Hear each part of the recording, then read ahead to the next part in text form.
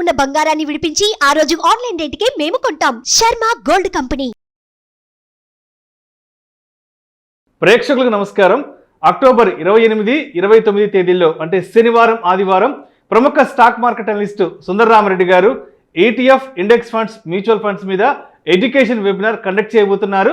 దీనికి 3,000 రూపాయలు fee pay చేయవలసి ఉంటుంది.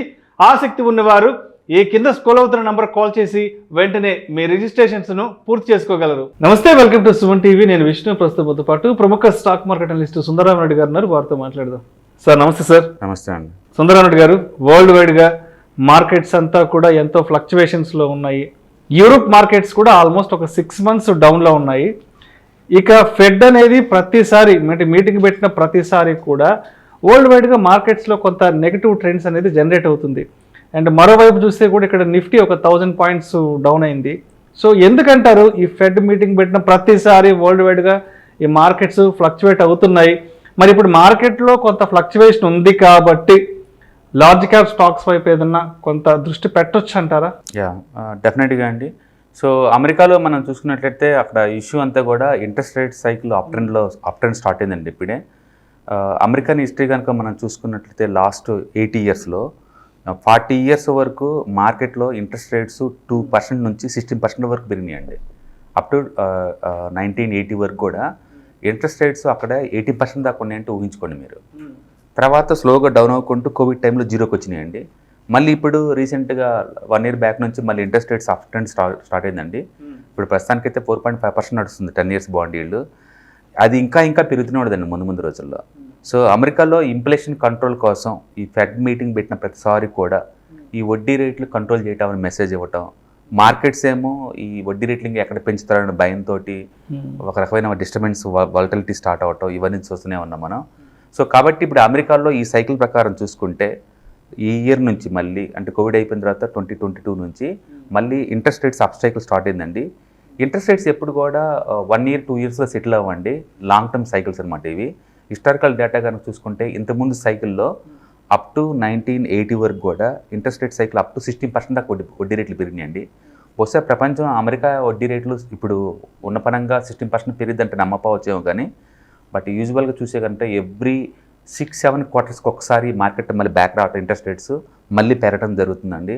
కాబట్టి అమెరికాలో వడ్డీ రేట్లు నిలబడితే ఎంత స్టేగా ఉంటాయి అంటే డిస్కౌంట్ రావటం అంటే ఏం జరగదండి.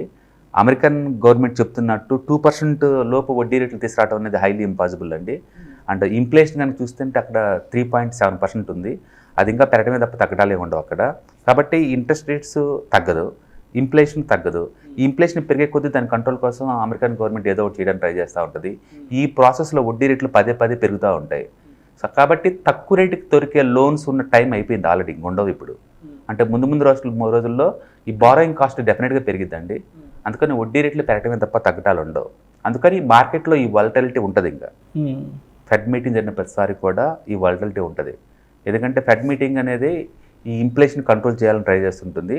అంటే వడ్డీ రేట్లు బిలో 2% టార్గెట్ పెట్టినట్టుంది.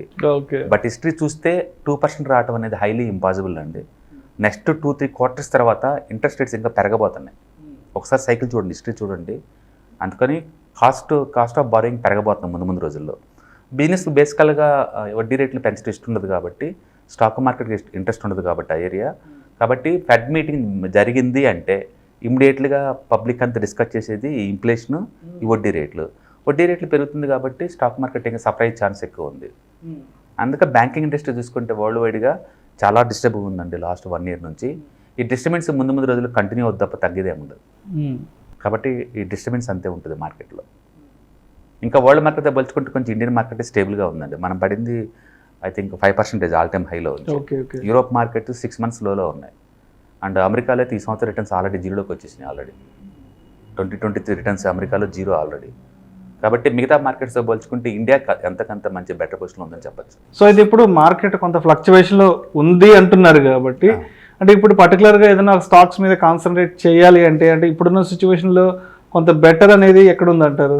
డెఫినెట్గా లార్జ్ క్యాప్లో ఉందండి. పర్టికులర్గా మనం రిలయన్స్ చూసారనుకోండి, 3 years returns almost zero returns అండి. రిలయన్స్లో మంచి వాల్యూ ఉంది. And HDFC bank last 3 years returns అది కూడా జీరో, అక్కడ కూడా మంచి వాల్యూ ఉంది. అంటే Kotak bank last 3 years average returns zero, అక్కడ మంచి వాల్యూ ఉంది. సో ఈ లార్జ్ క్యాప్ స్టాక్స్ అన్నిటిలో ఎంతకంత మంచి వాల్యూ ఉందండి. కాబట్టి హిస్టారికల్గా ఫస్ట్ టైం మంచి డిస్కౌంట్లు దొరుకుతున్నాయి. కాకపోతే మార్కెట్ అంత హరీగా ఏం లేదండి. అర్జెంటుగా మళ్ళీ ఈ స్టాక్స్ అని పుంజుకొని ఆల్ టైమ్ హైకి పోవాల్సిన అవసరం లేదు. కాబట్టి ఈ డిస్కౌంట్ ఎక్కువ రోజులు లేదా ఎక్కువ వీక్స్ కంటిన్యూ అయ్యే ఛాన్స్ ఎక్కువ ఉంది. కాబట్టి ఎవరైనా లార్జ్ క్యాప్లో మంచి స్టాక్స్లో ఇన్వెస్ట్ చేయాలంటే this is the best time to invest in to Reliance, HDFC bank and Kotak ఇలాంటి వాటిలో మనం ఇన్వెస్ట్ చేసుకోవచ్చు. డౌన్ సైడ్ రిస్క్ అయితే తగ్గిద్ది కానీ బట్ అర్జెంటుగా అప్ ట్రెండ్కి వెళ్ళి పరిగెత్తుకుంటూ ఆల్ టైమ్ హైకి వెళ్ళాల్సిన అవసరం అయితే లేదు మార్కెట్కి.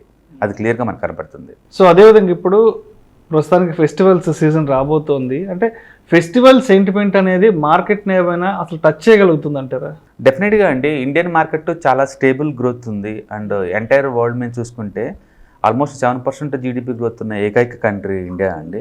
అండ్ ఇక్కడ నుంచి ఎక్స్పోర్ట్స్ అన్నీ పెరుగుతున్నాయి. డెఫినెట్గా కంట్రీ స్పెసిఫిక్గా మాట్లాడుకోవాలంటే India highly growth oriented country అండి. కానీ stock market point of view చూస్తే వరల్డ్ మార్కెట్స్ మొత్తంతో పాటు మనం కూడా మూవ్ అవుతాం. మనం ఒకటే ఐసోలేటెడ్గా మూవ్ అయ్యే ఛాన్స్ లేదనమాట.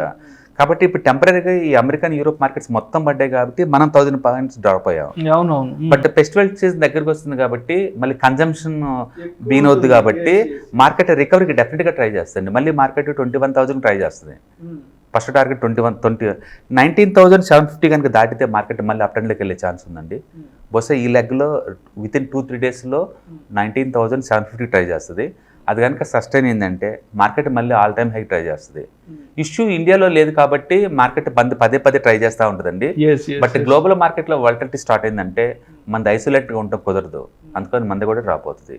కాబట్టి ముందు రోజుల్లో వాలటిలిటీలోకి ఎంటర్ అవుతున్నాం. అండ్ ట్రిప్కి ఏదో ఒక వీక్, మంత్లో ఏదో ఒక వీక్లో ఈజీగా ఒక 500 నుంచి 1000 పాయింట్స్ డ్రాప్ అవుతాం. మళ్ళీ మార్కెట్ రికవరీకి ట్రై చేస్తూ ఉంటుంది. ఇట్లా నెక్స్ట్ 1 year గడిచింది ఎలక్షన్స్ అయిపోయేంత వరకు కూడా. Thank you sir. Thank you so much Sundara Reddy గారు.